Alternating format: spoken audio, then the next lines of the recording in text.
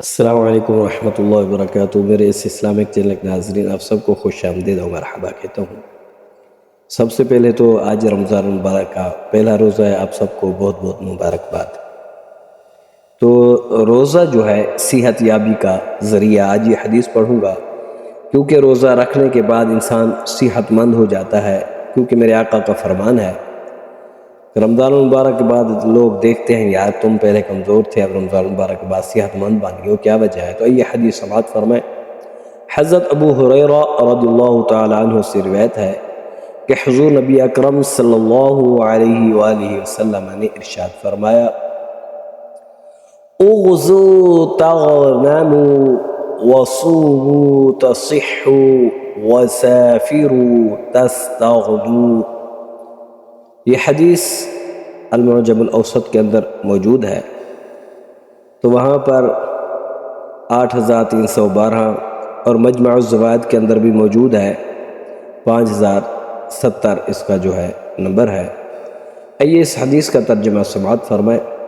میرے آقا امام ربیہ حضور علیہ السلام نے ارشاد فرمایا، جہاد کرو تمہیں مال غنیمت ملے گا، روزے رکھو تم صحت یاب ہو جاؤ گے، اور سفر کرو تم غنی یعنی مالدار ہو جاؤ گے۔ یہ میرے آقا امام الانبیاء حضور علیہ السلام کا یہ فرمان بالکل سچا ہے، ایسے ہی ہے۔ جب سے مسلمانوں نے جہاد چھوڑا ہے تو سارے مسلمان اب ذلیل ہو رہے ہیں، اور روزہ جو رکھتے ہیں تو رمضان المبارک کے بعد دیکھتے ہیں یار تم بڑے موٹے تازے ہو گئے ہو، بڑے صحت مند ہو گئے ہو، کیا وجہ ہے؟ تو وہ کہتا ہے میں روزے رکھتا رہا ہوں، روزے کی وجہ سے یہ ہوا ہے، کیونکہ اسلام ہمیں اعتدال کا حکم دیتا ہے۔ تو رمضان المبارک میں صبح سے لے کر شام تک ہم جب روزہ رکھ لیتے ہیں تو ہماری ایک روٹین بن جاتی ہے، اس روٹین کے مطابق جب ہم پورا مہینہ چلتے ہیں تو ہمیں اللہ پاک صحت تندرستی عطا فرماتا ہے۔ ویسے بھی روزہ رکھنے کی برکت سے کافی ساری بیماریاں دور ہو جاتے ہیں۔ یہ معدے جو ہمارے خراب ہوتے ہیں، دوست کے پاس گئے اس نے بوتل پلا دی، دوسرے کے پاس گئے اس نے کچھ اور کھلا دیا، تیسرے کے پاس گئے سارا دن کھاتے پیتے رہتے ہیں، شام کو پھر پیٹ میں گڑبڑ ہو جاتی ہے۔ تو روزہ جو ہے صبح سے لے کر شام تک جب ہم بالکل سکون سے رہتے ہیں تو پھر ایک روٹین بن جاتی ہے۔ تو اگر ہم کھانا پینا ایک وقت بنا لیں تو پھر بھی ہمیں کوئی پریشانی نہیں ہوگی۔ آگے فرمایا، سفر کرو تو تم غنی یعنی مالدار ہو جاؤ گے۔ اب دیکھا ہے کافی لوگ اپنا علاقہ چھوڑ کر دوسرے شہروں میں وہاں کاروبار کرتے ہیں، کوئی فیکٹری میں کام کرتا ہے، کوئی اپنا کاروبار کرتا ہے، تو وہ کافی سارا مال جو ہے وہ یعنی کہ لے کر جاتے ہیں۔ بعض اوقات ان کے مقدر نصیب میں کسی اور ملک میں جانا ہوتا ہے تو وہ وہاں جاتے ہیں، تو وہاں سے پھر لاکھوں کے حساب سے گھر میں بھیجتے ہیں۔ تو یہ بھی میرے آقا کا فرمان سچا ہے کہ سفر کرو تم غنی یعنی مالدار بن جاؤ گے۔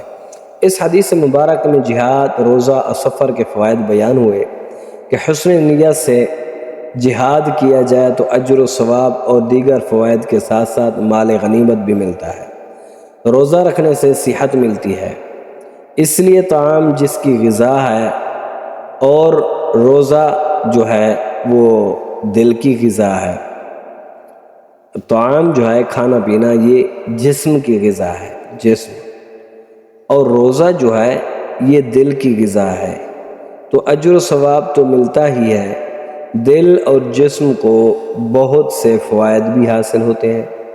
البتہ اگر ایسی بیماری ہو کہ روزہ رکھنے سے نقصان پہنچنے کا غالب گمان ہو تو شریعت نے روزہ چھوڑنے کی رخصت دی ہے۔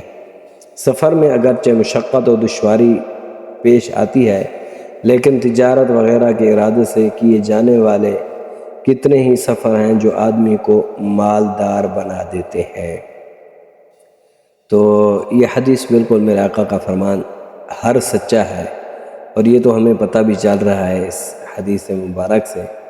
تو دعا ہے اللہ تعالی ہم سب کو سارے روزے رکھنے کی توفیق عطا فرمائے، جہاد کی بھی توفیق عطا فرمائے، اور اللہ تعالی ہم سب کو حلال وسیع رزق عطا فرمائے۔